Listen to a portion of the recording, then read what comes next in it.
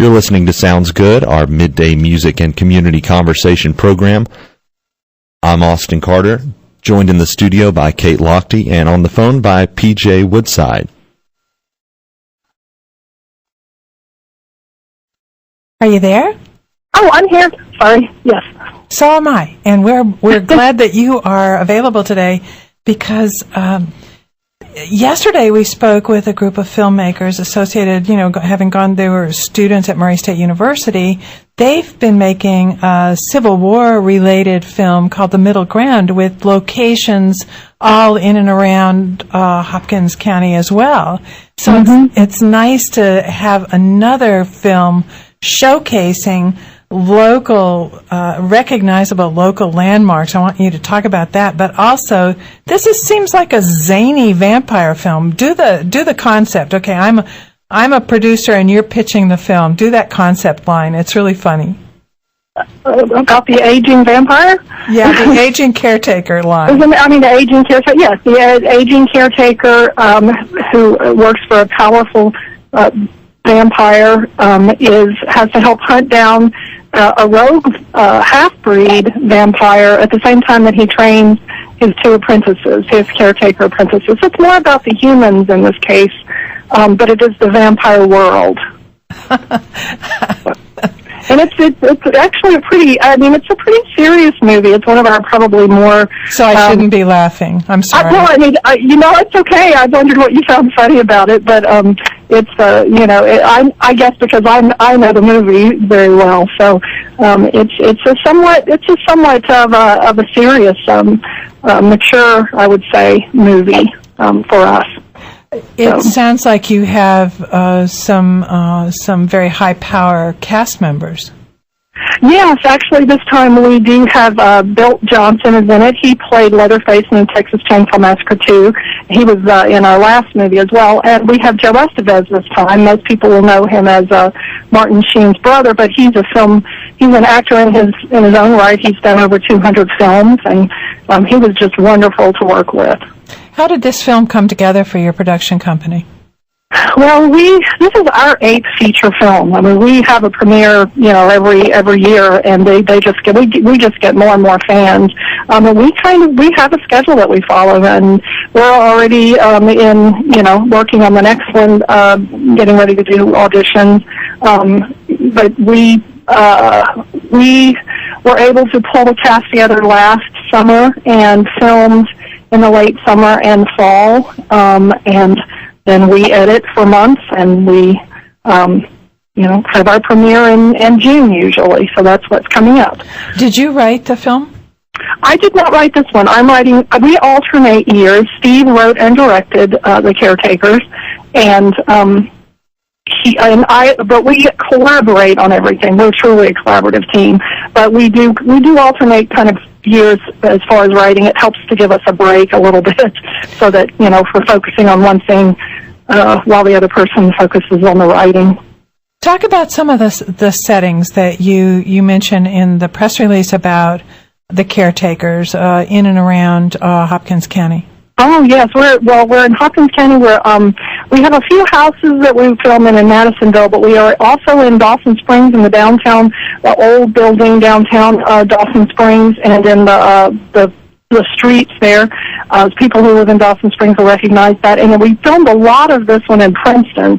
We're downtown in Princeton, Kentucky, and also there's the Big Springs Park there, which has a wonderful setting backdrop for one of our scenes. But we were also in a house there that's called the Pollock House, I believe, and it's pre-Civil War. It's just a wonderful location.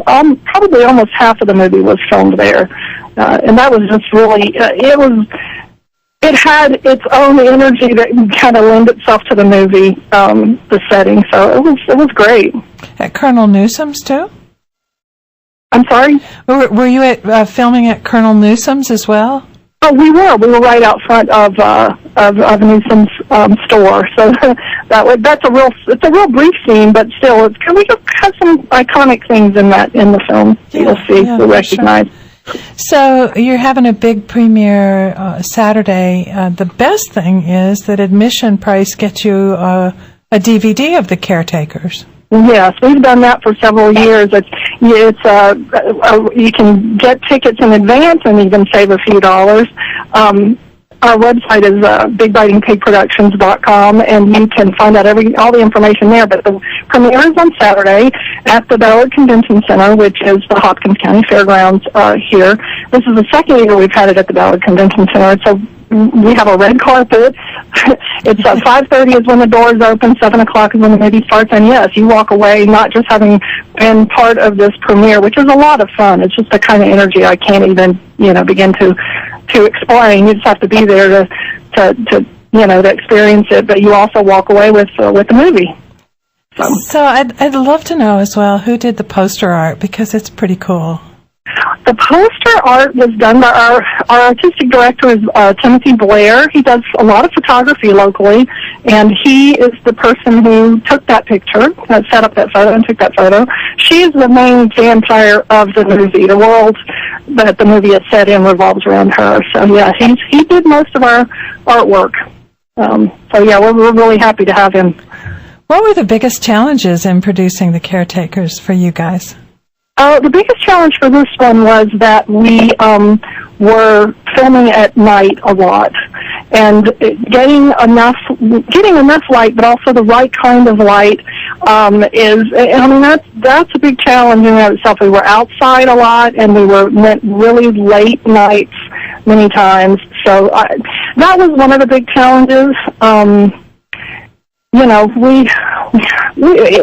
had a really great time filming, but we always do. But it still can be taxing to be on your feet for 8, 10, 12 hours into 3 o'clock in the morning. But it's a lot of fun. PJ, what draws you to making movies? I have always been a writer and storyteller. I tell you, the thing about regional filmmaking, it really has taken off now because it's possible. You don't have to go to Hollywood and be part of the Hollywood system to make a movie. And I love the storytelling part of it. I love the collaborative part of it. The fact that I may have an idea and I may write the script and I may, get the cast together, but all of these people come together and their collaborative energy is what makes the story what it is. It's bigger than just what I envisioned in my mind. And when everybody comes to see it, all those people who were involved and all our fans who, come back year after year, they take ownership in that too. They become part of that. In fact, we call our fans piglets. I'm not sure whether they are fond of that or not, but we really appreciate our fans, and we pull them into the process as much as we possibly can.